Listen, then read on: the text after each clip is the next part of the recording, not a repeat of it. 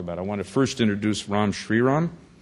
Ram is the president and founder of a famous venture capital firm called Shriram, and he brings to this discussion and he brings to our team a wealth of experience. And as Ram said to me yesterday, he had a ringside seat on the invention of the Internet in America.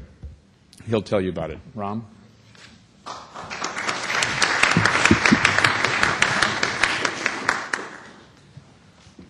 Thank you, Reed. It's a pleasure and an honor to be here to speak to you all about a topic that's fairly near and dear to my heart, which is continued innovation on the Internet.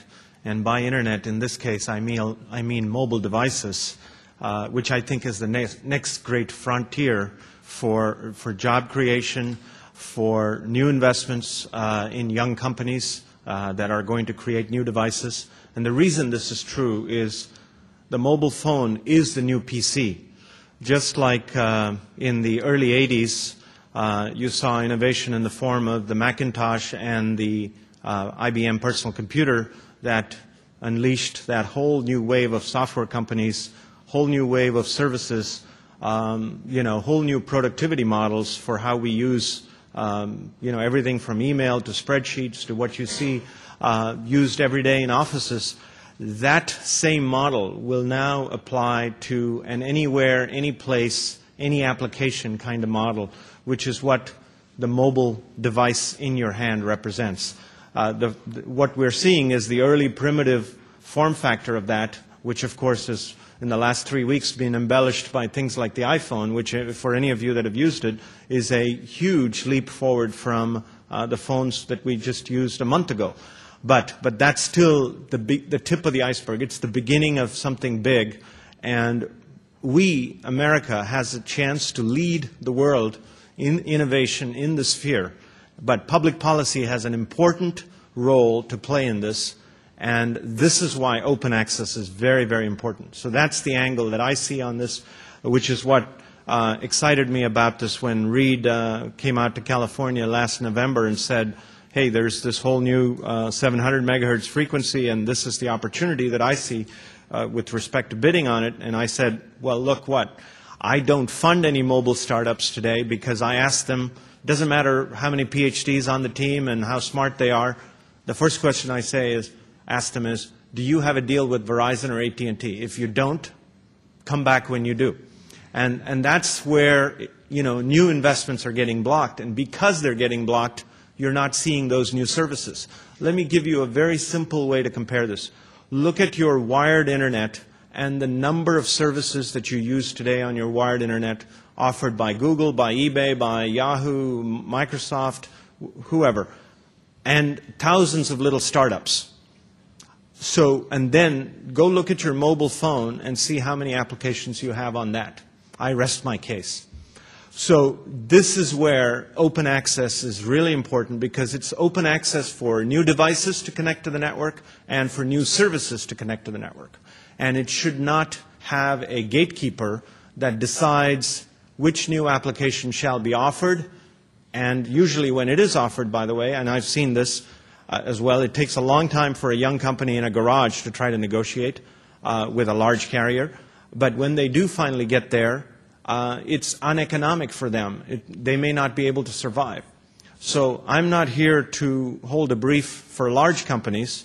Even a company like Apple, they could only negotiate and run on one network. They couldn't offer it to all people around the country. In fact, you should be able to buy your iPhone off the web and connect to any network. That's where the market should be, not where you sign a 2-year agreement to be locked into a particular carrier. So that's the future I'd like to see, which is what prompts me to be so committed and excited about open access, and hence the Frontline proposal. So the other part of the argument here that I think is very important is wholesale, which is you cannot put a new entrant in and expect them to bid if you're going to turn around and have them compete with their customers, who are typically going to be retail, because they're selling to the end customer, to the end user.